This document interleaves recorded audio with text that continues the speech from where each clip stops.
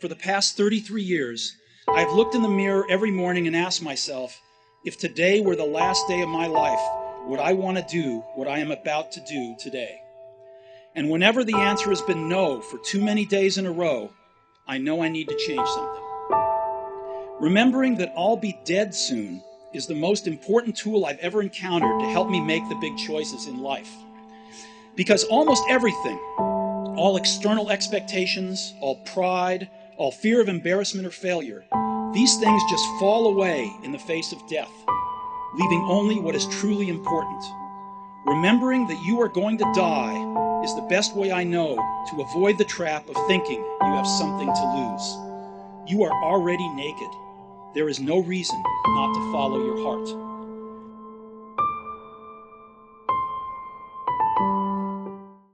The best love is the kind that awakens the soul, that makes us reach for more, that plants a fire in our hearts and brings peace to our minds. And that's what you've given me. That's what I hope to give to you forever. Whatever you do in life will be insignificant. But it's very important that you do it, because nobody else will. Like when someone comes into your life and half of you says, you're nowhere near ready, but the other half says, you're yours forever. My soul is not contained within the limits of my body. My body is contained within the limitlessness of my soul. I've often said that I wished people could realize all their dreams and wealth and fame, and so that they could see that it's not where you're going to find your sense of completion. I can tell you from experience, the effect you have on others is the most valuable currency there is. Everything you gain in life will rot and fall apart, and all that will be left of you is what was in your heart.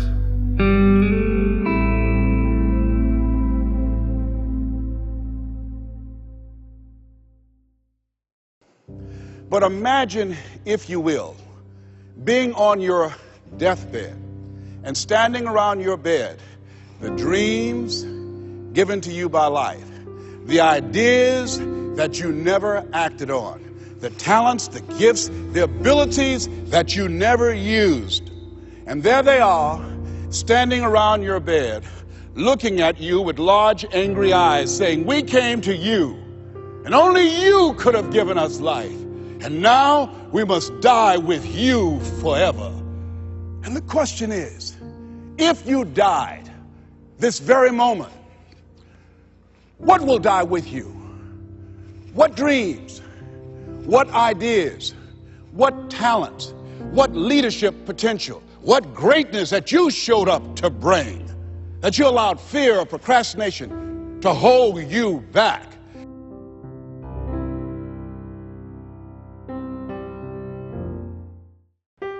A traveler from India went to Africa to acquire some local products and animals, and while in the jungle, he saw thousands of beautiful, multicolored talking parrots. He decided to capture a talking parrot and take it back as his pet. At home, he kept his parrot in a cage, and he fed him, and he gave him wonderful seeds and honey and played music for his pet, and generally he treated him very well. When it was time for the man to return to Africa 2 years later, he asked his parrot if there was any message that he could deliver to the parrot's friends who were back in the jungle.